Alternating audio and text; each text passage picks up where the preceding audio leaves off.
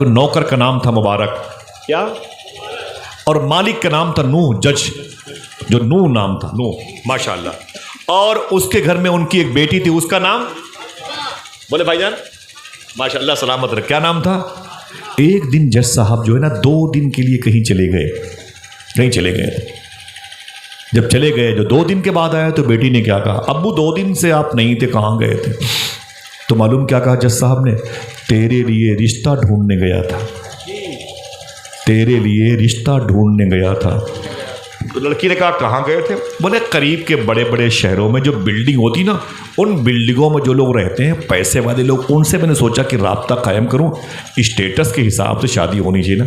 तो मेरी बेटी फातिमा एक जज की बेटी है, चीफ जस्टिस की बेटी है, तो उसी लेवल का दामाद भी होना चाहिए। जिसका दिल कांपने लगे ना वो बोलेगा सुभान अल्लाह। लड़की ने क्या कहा था, मेरी बहनों, न ये तुम्हारी ज़बान से कभी निकलेगा, न मेरी अपनी सगी बहन, न मेरी अपनी सगी बेटी की ज़बान से कभी निकलेगा। वो सब एक ही कबीले का मामला है। मालूम है लड़की ने क्या कहा था, अब्बू आप मेरे लिए रिश्ता ढूंढने के लिए किसी अमीर आदमी के यहाँ मत जाया करें। मुबारक भाई, किसी अमीर आदमी के यहाँ आप मेरे लिए रिश्ता ढूंढने मत जाया करें। तो जज ने कहा क्यों, जो समझेगा वही बोलेगा। लड़की ने कहा था मेरे लिए रिश्ता ढूंढना है, देखना है तो मस्जिद में जाया करें। क्या बात। लड़की से उसके बाप ने कहा कि मस्जिद में कौन मिलेगा। तो लड़की ने क्या कहा, जो लड़का खुदा का हक अदा नहीं करता मेरा हक कहाँ से पूरा करेगा। हाथ उठा के बोले, उठाए, मेरी बात समझे कि नहीं समझे, आपके पैरों को चूम लूं, आपकी जूतियाँ मेरे सर कतार। फिर से बोलो, बात समझ में आई कि नहीं आई। अंधी तो नहीं मारा मैंने, आपने तो नहीं मारा। जो लड़का खुदा का हक अदा नहीं करता वो मेरा हक कहाँ से पूरा करेगा। मिराज फैज़ाबादी ने कहा था, न करती खुदकुशी मजबूर होकर वो जवानी में, बड़े घर में अगर बेटी का तुम रिश्ता नहीं करते। अल्लाह अकबर। तो मुबारक वहीं पर फातिमा ने कहा, खबरदार मेरे अब्बू मेरी शादी के लिए परेशान ना हुआ करें। बोले फिर शादी ज़रूरी है, तेरी माँ नहीं है, तेरी शादी ज़रूरी है, मुझे तो करना है। लड़की ने क्या कहा, दूर मत जाइए, घर ही में रिश्ता कर दीजिए, घर ही में रिश्ता कर दीजिए। तो जज साहब ने कहा कि घर में कौन है, कोई अपने ख़ानदान में तो है भी नहीं। लड़की ने कहा ख़ानदान में नहीं, घर में अपने घर में। बोले अपने घर में कौन है। एक ले दे के वो नौकर है जिसको हम मुबारक कहते हैं, वो तो नौकर है और तो कोई है नहीं। तो फातिमा ने कहा नौकर में क्या खराबी है। तो बाप ने कहा पागल हो गई है क्या बोलती, नौकर में क्या खराबी, मुबारक में। अरे वो 2 कौड़ी का आदमी घर की नालियां साफ करता है, मेरे चप्पल जूते साफ करता है, जानवरों की गंदगी सर पे फेंकता है, वो 2 कौड़ी का गुलाम है, तुम उसके साथ शादी की बात करती हो। दिल कहे तो बोलना सुभान अल्लाह। लड़की ने क्या कहा, मेरे बाप ये तो देख लिया, ये नहीं देखा रातों को हम और तुम जब सो जाते हैं तो उसी के कमरे से नबी की नात की, कुरान की तिलावत की आवाज़ें आती रहती हैं। ये नहीं देखा कि उसके कमरे से हुजूर पर दुरूद की खुशबू वो जाहिर होती है, बाहर आती है। इतना सुनना था तो कहा चाहती क्या हो। कहा मेरा रिश्ता उसी से होगा। कहा नहीं हो सकता, मैं चीफ जस्टिस और तू मेरी बेटी, वो गुलाम नौकर। बोले उसे आज़ाद कर दो, वो भी आज़ाद, मैं भी आज़ाद, रिश्ता उससे मेरा होगा। बहुत दबाव डाला, वो लड़की अकलौती थी, उसने ज़बरदस्ती प्रेशर डाला, अपने बात पर बात टूट गया। जब बाप टूट गया तो उसने बुलाया मुबारक। बोले मुबारक इधर आ। जी मालिक क्या बात है। उसने समझा कि शायद ये मेरी लड़की और मुबारक के दरमियान कोई मोहब्बत का मामला हो। उसने मुबारक सुन, जा तुझे मैंने आज़ाद कर दिया, अपनी आज़ादी के दिन अब तू गुजार, बची हुई उम्र के। मुबारक ने रो के कहा मुझे यहाँ से भगाए मत, मैं बुढ़ापे तक ये दहलीज थामना चाहता हूँ, अलग नहीं होना चाहता। तो मालूम है क्या कहा, जज ने कहा तुझे इसलिए नहीं आज़ाद कर रहा हूँ, तू चला जा, इसलिए आज़ाद कर रहा हूँ कि मेरी बेटी के साथ तू शादी कर ले। मुबारक ने अपनी टोपी उतारी और जज के पाँव पे रख दी। कहा जज साहब ऐसा नहीं हो सकता, ये लड़की जो आपकी बेटी। कहा हाँ। कहा ये मेरी मालिकन है, मैंने इसे रोज़ मालिकन मालिकन कहा, इसको बीवी नहीं कह सकता। जिसकी चप्पलों को मैंने अपने कुर्ते के दामन से साफ किया हो, मैं उसे बीवी नहीं कह सकता। मैं 2 कौड़ी का आदमी, एक छप्परों में रहने वाला, ये महलों की रानी, मैं कैसे रिमा, ये ज़मीन व आसमान का तफावत, ये फ़र्क। ना ना ना जज साहब मुझे माफ़ करे, ये मेरी मालिकन है, मैं इसका नौकर हूँ, खादिम हूँ। ऐसे रिश्ते कैसे होते हैं? बड़ा दबाव पड़ा तो जज ने कहा, सुन मेरी बेटी तेरे ही साथ रिश्ता करना चाहती है। वो हाथ जोड़ता रहा, तड़पता रहा, लेकिन लड़की न मानी। आखिर में लड़की का रिश्ता, जिसका नाम था, याद है माशाल्लाह, क्या नाम था उसका? रिश्ता नौकर मुबारक से हो गया। और जब रिश्ता हो गया तो जज साहब ने अपनी बेटी का हाथ दिया, बोले मुबारक पकड़ मेरी बेटी का हाथ और इसे ले जा अपने साथ, अपनी झोपड़ी में अपनी ज़िंदगी गुजार। मेरी बेटी की ख्वाहिश के मुताबिक ये रिश्ता हुआ है। जैसे मुबारक उसे ले करके अपने झोपड़ी में आए, इशा का वक्त था, फरमाया बैठ जाओ। इशा की अजान की आवाज़ आई। ये शादी की पहली रात है, बड़े ख्वाब सजाए जाते हैं। पहली रात होगी, वस्ल की रात होगी, मिलन की रात होगी, 2 अजसाम के इत्तिसाल की रात होगी, 2 रूहों की मिलन की रात होगी। ये रातें बड़ी प्यारी होती हैं। मेरी माँ या मेरा बाप, मैं या मेरी बीवी, मेरी बहन या मेरी बानोई, मेरी बेटी या उसका शौहर, सब ने इस रातों का इंतज़ार किया है और करेंगे। कोई निकाह के बाद ये गलत तो नहीं है, हुजूर का सिस्टम है। सब ने इन रातों का इंतज़ार किया। लड़की भी इस रात का इंतज़ार करती, नौकर ही सही, उसका हस्बैंड तो है। इशा की अजान हुई, पहली रात थी। तो मुबारक ने क्या कहा अपनी बेटी से? एक आदमी सुभान अल्लाह बोलेगा, इशा की अजान हो गई फातिमा, मैं जा रहा हूँ नमाज़ पढ़ने, तुम भी नमाज़ पढ़ लो। अब जब नमाज पहली रात है, नमाज की ये तैयारी, उधर वो मस्जिद में तो घड़ी तो थी नहीं। अब जाहिर सी बात है कि उन्हें आ जाना चाहिए, 8 बजे थे 9 बजे तक, लेकिन वो 8 बजे नहीं आए, 9 बजे नहीं आए, 10, 11, 12, 1, 2, 3 बज गया। यानी सुबह का वक्त हुआ। वो आखिरी वक्त में मुबारक अपने घर पे आए। वो कदमों की आवाज़ सुन के बीवी उठ के बैठ गई और खड़ी होकर के उसने अदब से सलाम किया। पहली रात थी। जैसे मुबारक को सलाम किए, मुबारक ने जवाब दिया और फरमाया, फ़ातिमा पहले वज़ू करके आओ। जैसे वो लड़की फ़ातिमा वज़ू करने के लिए गई, जब वज़ू करके आई, दिल कहे तो सुभान अल्लाह कहना। मुबारक बैठ गए ज़मीन पर, बीवी को बिठाया और क्या कहा, फ़ातिमा आज शादी की पहली रात है, आओ हम तुम दोनों बैठ के मदीने वाले की बातें करते हैं। सुभान अल्लाह नहीं कहते सब लोग? सुभान अल्लाह, सुभान अल्लाह। क्यों कहेंगे? मोहब्बत की हो तो जान, हाँ इश्क़ रसूल हो तो ऐसा तो होता ही नहीं था भाई। हम तो उस रात का इंतज़ार अपनी मोहब्बत के प्रचार और प्रसार के लिए करते हैं। कल बताएंगे दोस्तों से बीवी की नाक नक्शे कैसे हैं, बात करने में कैसी है, फिर ऐसी बातें हुई, फिर वैसी बातें हुई, वो उसने ये फ़ाइल खोली, मैंने वो फ़ाइल खोली। कल मुझे दोस्तों को बताना है, माज़ल्लाह रब्बिल आलमीन। कहाँ हुजूर याद आते हैं शादी की पहली रात? कौन याद करता है हुजूर के किरदार को, सीरत को, शबाहत को, हुजूर की सुबह, हुजूर की शाम, कौन याद करता है? लेकिन वही जिसकी असल अच्छी होती है उसकी नस्ल अच्छी होती है। सुबह की फजर की अजान होने लगी तो मुबारक ने क्या कहा, अये फ़ातिमा फजर की अजान हो गई, तुम भी नमाज पढ़ लो, हम भी नमाज। जरा बोले बोले बोले भाई, अल्लाह मेरे भाइयों को सलामत रखे। जगह ना मिलने की बुनियाद पर देखें शामियाने के बाहर बैठे हुए हैं बहुत सारे मेरे भाई, अल्लाह सबको सेहतयाबी और शिफायाबी अता फरमाए। अब जब दूसरे दिन आए तो फिर वो कुल्हाड़ी लिया, जंगल चले गए, लकड़ियाँ काटी और लकड़ियाँ बेच करके उसे गेहूँ ख़रीदा, उसे पीसा, 2 रोटियों भर के पैसे आए और 1 रोटी खुद खाई, एक बीवी को शाम को खिलाई। फिर बोले इशा की अजान हुई, अरे मेरी बीवी फ़ातिमा तुम भी इशा की नमाज़ पढ़ लो, मैं भी इशा की नमाज़। फिर चले गए मस्जिद में, फिर रात के आखिरी हिस्से में आए 3 बजे के आसपास, अपनी बीवी को जगाया, फरमाया वज़ू करो, वज़ू करके बैठी, बोले बैठो। दिल कहे तो बोलने, बोले आज इमाम हसन और इमाम हुसैन की बातें होंगी। यार घर पे शादी है कि मजलिस रसूल का इनेकाद है? हाँ अल्लाह अकबर। ऐसे ही रोज़ करते रहे मुबारक। आज मखदूमा कायनात की बातें होंगी, आज गाजियान ओहद की बातें होंगी, आज शुहदाए बद्र का तज़किरा होगा, आज मुहाजिरीन के तज़किरे होंगे, आज अंसारों की इश्क की दास्तान की फ़ाइल खोली जाएगी। वो रोज़ यही करते रहे। 2 दिन हो गए, 8 दिन हो गए, 10 दिन हो गए। मुबारक अपनी बीवी फ़ातिमा के पास बैठ के मोहब्बत की बातें नहीं की। हर बैठने वाला जो बुजुर्ग मेरे सामने, मेरे भाई छोटे बड़े सब, ये जो बच्चे इनको छोड़ करके करीब करीब 70% लोग साहिब औलाद हैं। अल्लाह का शुक्र है, बोलो भाई। वो इशारे मेरे समझे अब जब 10 दिन कंटिन्यू हो गए तो लड़की समझ गई कि मुबारक शौहर के लायक नहीं है। मेरे पास बैठ करके ये मदीने की बातें करता है। ठीक है, मदीने की बातें तो अच्छी है, लेकिन कभी मुझसे तो मेरी बातें करे। मैंने घर को छोड़ा इसके लिए, मुझे बाप की ज़रूरत थी, इसके चेहरे में वो चेहरे तलाशने। मुझे घर के दरो दीवार से मोहब्बत थी, मुझे इस घर से अब प्यार आएगा। ये मेरे पास बैठ के मोहब्बत की बातें नहीं करता, मेरे जज्बात से नहीं खेलता। अजीब व गरीब इंसान है। उसने खत लिखा अपने बाप को, बोले ऐ मेरे बाप, मुझे इस दलदल से निकाल लीजिए वरना मैं खुदकुशी करूंगी, सुसाइड करूंगी।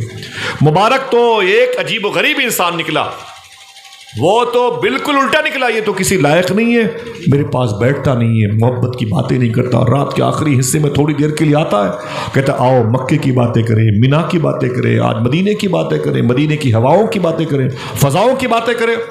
जल्दी आए, मुझे इस भंवर से निकाले, तलाक दे, मुझे अपने घर ले चले।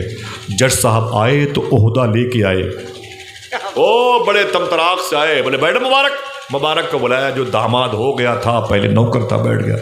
जी ससुर साहब क्या बात है? बोले बैठ। अपनी लड़की को बिठाया, बोले तू बैठ। वो बैठ गए। बोले मुबारक, तेरी औकात थी तो मेरी बेटी को शादी बीवी बनाता?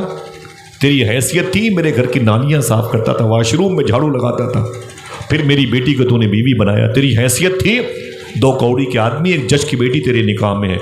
मुझे इतना बता कि 10 दिन हो गए मेरी बेटी के पास तू बैठ के इससे मोहब्बत की बातें क्यों नहीं करता?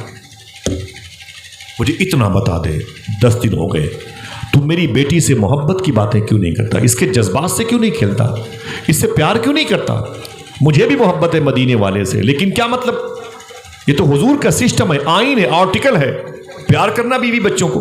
तो मेरी बेटी से मोहब्बत की बातें क्यों नहीं करता? साहिबो, कहीं जहन को भेजना नहीं। मुबारक ने कहा जज साहब मेरी बोलने की बारी है। बोले बोल, वरना मेरी बेटी को तलाक दे, माकूल वजह बता या तलाक दे।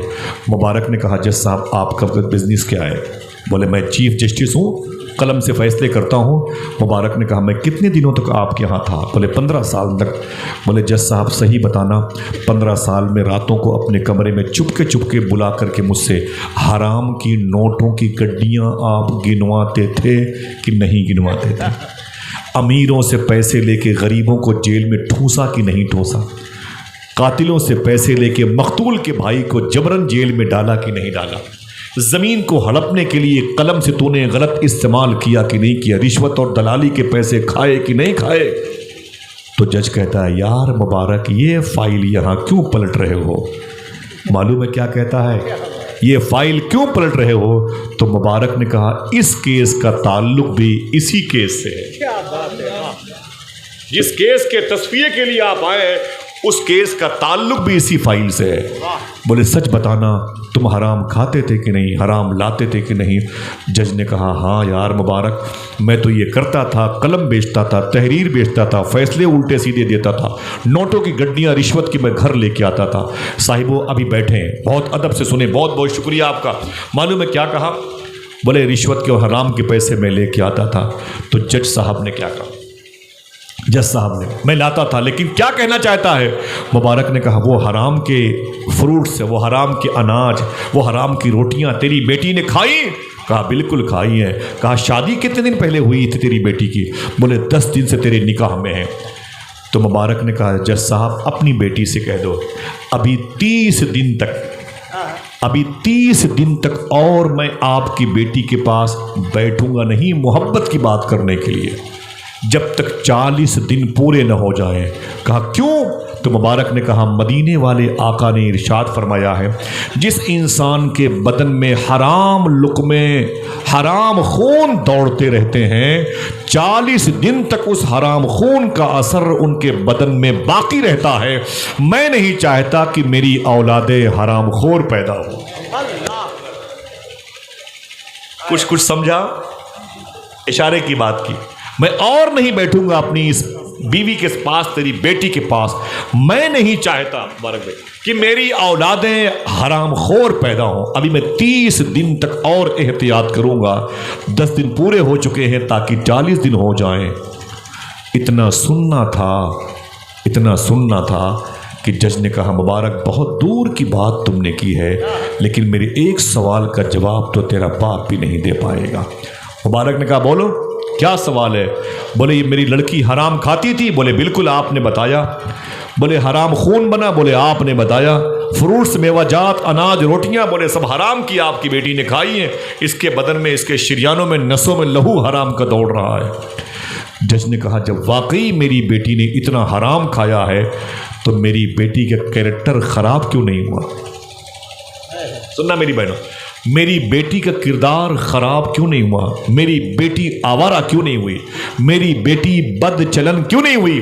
मेरी बेटी का किरदार खराब क्यों नहीं हुआ? अब देखना है कितने लोग हैं जो अपने हाथों को उठा के सुभान अल्लाह कहते हैं। तो मुबारक ने क्या कहा? क्या बोले?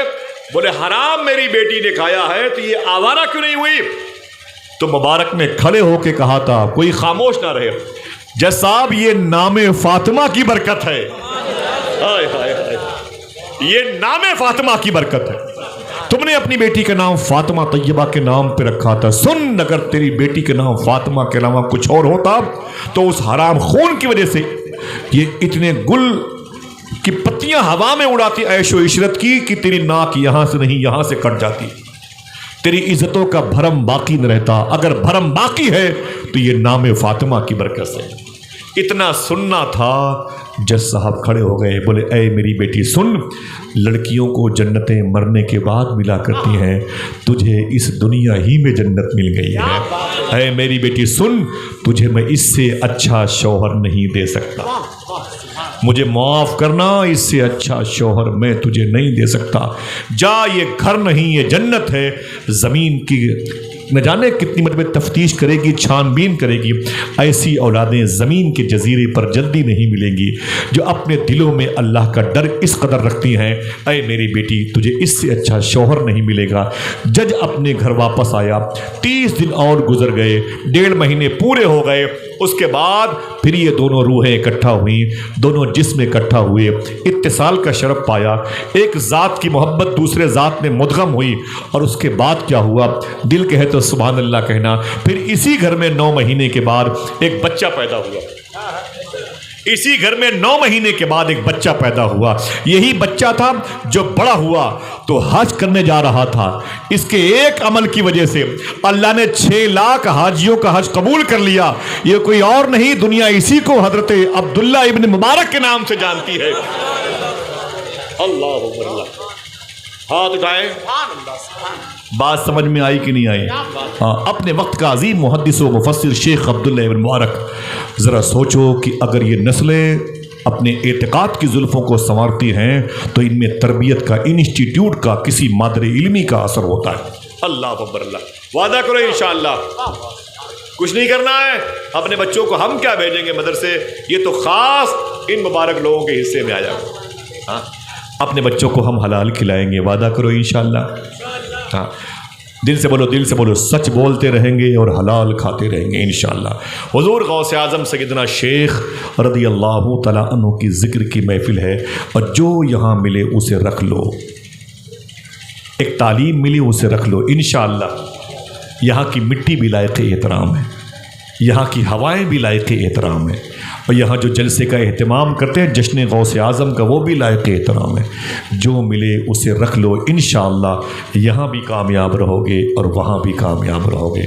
इस ज़मीन का एहतराम करो जहाँ शेख के ज़िक्र की नीयतें की गई हैं। फिर से बोले चलेंगे बगदाद शरीफ, गौस पाक की बारगाह में चलेंगे ना इंशाअल्लाह। हुज़ूर गौसे आज़म ने हमेशा सच बोला। किसी ने पूछा था गौस पाक की सबसे बड़ी करामत क्या है, तो सूफ़ी सुल्तान में ने फरमाया था गौस पाक की सबसे बड़ी करामत, माशाअल्लाह मोहब्बती लोग हैं रुस्तम, माशाअल्लाह, अल्लाह सलामत रखे।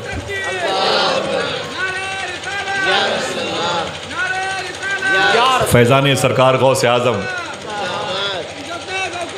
माशाअल्लाह, सुभान अल्लाह, बहुत बहुत शुक्रिया। अल्लाह मेरे भाइयों को सलामत रखे। ये एक बड़ा काम था कि नहीं भाई, बगदाद जा रहे थे, सारे पैसे किसी गरीब को दे दिए। ये कैसे किया भाई? मदीने जा रहे थे, सारे पैसे किसी गरीब को दे दिया। नहीं, मदीना शरीफ बोले बाद में जाएंगे। वाह भाई वाह। मक्के शरीफ का सफ़र मुलतवी कर दिया, सारे पैसे यतीम बच्चियों को दे दिए। ये काम आसान न था, ये काम जिसने किया था इसका मतलब उसकी तरबियत अच्छी रही होगी। सही है ना भाई? उसके माँ बाप अच्छे रहे होंगे। अगर आला हजरत को पढ़ते हो तो पता करो फिर अल्लामा नकी अली खां कैसे रहे। हुजूर मुफ्ती आजम को पढ़ते हुए पूछो उनके बाप इमाम अहले सुन्नत कैसे रहे होंगे। ताजु शरिया के जिक्र के अलम बुलंद करते हो तो पता चलो कि वो किस अजीम शान मुफस्सिर आजम के शहजादे हैं। वारिस पाक को जानते तो पता करो कुर्बान अली शाह वारसी कैसे थे। सरकार साबिर पाक को जानते तो पता करो शेख अब्दुल करीम जिलानी कैसे बुजुर्ग थे। हुजूर गौस पाक की बात करते हो तो पता करो उनके अब्बू शेख मूसा जंगी दोस्त कैसे थे। ख्वाजा पाक की बात करते तो पता करो कि उनके बाप सैयद गयासुद्दीन कैसे बुजुर्ग थे। आप पहले बाप दादा को गौर करोगे, जब वो प्यारी जातें साफो शफाफ होंगी तो नस्लें फिर अल्लाह का वली बन के पैदा होंगी। वो भूखी होंगी, उनके दौर में कोई भूखा ना होगा। वो प्यासी होंगी, उनके दौर में कोई प्यासा ना होगा। आज एक मिशन लेके चलना है, इंशाअल्लाह हलाल खाएंगे, हलाल खिलाएंगे। वादा करो इंशाअल्लाह। इन मेरे भाइयों की जो 2-2 रुपए की चंदे की कुर्बानियां हैं, अल्लाह उसे ज़ाये होने से बचा ले। आमीन कह दो। अब ये मैं सोचता रहा यार ये बड़ी बात है, मैं तो कभी ना आ पाऊँ बगदाद छोड़ करके 5,500 रुपये किसी यतीम बच्ची को दे करके। कोई भूखा मरे हमसे क्या, हमको तो बगदाद जाना ही जाना है भाई, ये हमारा नज़रिया है। लेकिन शेख अब्दुल्ला ने ऐसा क्यों किया था?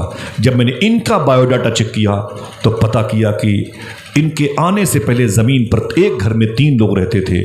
एक लड़की थी, उसका नाम था फातिमा, उसका बाप था, उसका नाम था नूह, उसके घर में एक नौकर था, उसका नाम था मुबारक। नौकर का नाम था मुबारक। क्या नाम था? माशाल्लाह ऊँची बोले, आपको भी मुबारक। नौकर का नाम था, और नौकर जिसका नौकरी करता उसका नाम था नूह। नूह वाव है, नूह नाम था। उसकी एक लड़की थी, उसका नाम था माशाल्लाह, क्या नाम था भाईजान? फातिमा। बस। और नूह क्या पोस्ट पे थे मालूम है? ये चीफ जस्टिस थे, जज का बाप, काज़िल खुज़ात। समझ रहे हैं? Chief justice. अब मैं जज के हवाले से बात करूंगा, आप समझ लेंगे, बातें ख़त्म, इजाज़त दीजिएगा। और आप अगर बैठे रहे तो मैं कई दिनों तक बोलता रहूँ भाई। हाँ, मुझे कोई दिक्कत नहीं है अल्हम्दुलिल्लाह। सुनने वाले आप जैसे लोग हों तो फिर जहाँ जहाँ जाऊँ आप सबको लेके जाऊँ, बस टिकट सस्ता होना चाहिए। समझ ना भाई, सस्ता सफ़र होना चाहिए, वरना एक सीट पे 2 कैसे बैठेंगे भाई? इतनी पूरी कायनात कहाँ जा पाएगी? लेकिन कहीं जाए न जाए दुआ करो यार, साथ में बगदाद शरीफ जाएँ इंशाअल्लाह। इंशाअल्लाह बोले इंशाअल्लाह। तो गौस पाक की बातें तो बहुत दिल करता है, लेकिन अगले साल 1.5-2 घंटे तक हम लोग बैठे रहे। आज मेरे दिल ने कहा कि गौस पाक की तालीम में हलाल खाओ, गौस पाक की तालीम में सच बोलो। आज हम और आप वादा करके निकलते हैं, इंशाअल्लाह इसी पर अमल करना शुरू कर देंगे इंशाअल्लाह। बोले सर्दी के दिन है, मस्जिद में पर्दे लगाए जाएं इंशाअल्लाह। बोले भाईजान, मस्जिद में पर्दे लगाए जाएं, नमाजियों को दिक्कत होती होगी, ठीक है। मैंने तो वज़ू किया था रुस्तम भाई घर से, अरशद भाई के यहाँ से, लेकिन गुजारिश है नमाजियों के लिए, ज़ईफ़ नमाजियों के लिए गर्म पानी का इंतज़ाम किया जाए। और मैं गुजारिश करूँगा कि आप अपनी कमेटी से बोलें, सारे लोग से, मस्जिद में नमाजियों के लिए अभी चटाई में ठंडकपन पैदा होता है, नमाजियों के लिए थोड़ी सी आरामदेह मुसल्ले का इंतज़ाम करें इंशाअल्लाह। अपने बुज़ुर्गों से गुजारिश करूँगा मकतब को मजबूत करें, और अपने बच्चे बच्चियों को कुरान की तालीम, इन्हें बताएं कि हलाल क्या है, हराम क्या है, इन्हें बताएं कि इश्क़ रसूल क्या है, इन्हें बताएं कि इमाम हुसैन की अज़मत क्या है, इन्हें बताएं कि यज़ीद ज़ालिम कौन था, इन्हें बताएं कि अबू लहब और अबू जहल कौन थे, इन्हें बताएं कि इमाम अहले सुन्नत ज़मीन पर किस लिए आए थे। वादा करो इंशाअल्लाह। बस एक बात सुन लें, इजाज़त दें इंशाअल्लाह। अब मैंने बायोडाटा चेक किया तो पता चला